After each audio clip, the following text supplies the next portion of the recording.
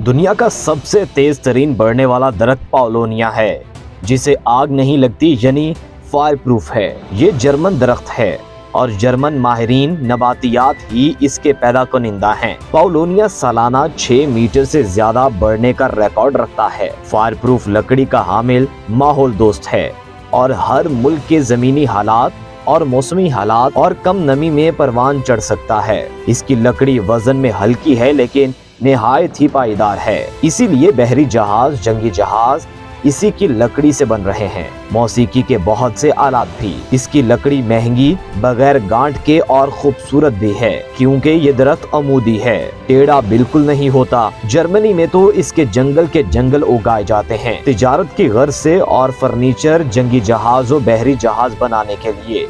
ये दरख्त चाइना और जापान में भी बहुत ज्यादा है। मौसम बहार में इंतहाई खूबसूरत फूल जामनी रंग के बाकसरत इस पर आते हैं और बेहद मशहूर कुन खुशबू वाले होते हैं। बाद में डूडियां बनती हैं जिनमें इसके बीज बाकसरत होते हैं, यानी अगर किसी ने एक दरख्त लगा लिया तो पूरे इलाके को बीज दे सकता है। इसराइल जो कि खुश्क तरीन जमीन वाला मुल्क है, उसने अपनी जमीनों पर उसका तजर्बा किया जो निहायत कामयाब रहा और अब वो इस दरख्त की नर्सरी का जर्मनी से सबसे बड़ा खरीदार है। इसके पत्ते विटामिन से भरपूर होते हैं और भेड़ बकरियों की बेहतरीन खुराक करार दिए गए हैं। सबसे आला मयार का शहद इसी दरख्त के फूलों से तैयार होता है। इसराइल के साथ जुड़े बरादर इस्लामी मुमालिक उर्दन या जॉर्डन ने सरकारी सतह पर इसकी शजरकारी शुरू कर दी है।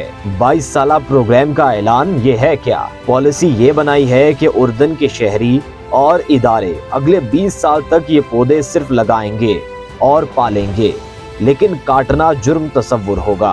पाकिस्तान में ये पौधा पहुंच चुका है और लोग तिजारत की गर्ज से लगाना शुरू हो गए हैं। सफेदे की तरह, जिस तरह सफेदे जंगल लगाकर बेचे जाते हैं, लेकिन ये सफेदे की तरह मुजहर और पानी का दुश्मन नहीं है। फिलवक्त ये पाकिस्तान की नर्सरियों में महंगा मिलता है।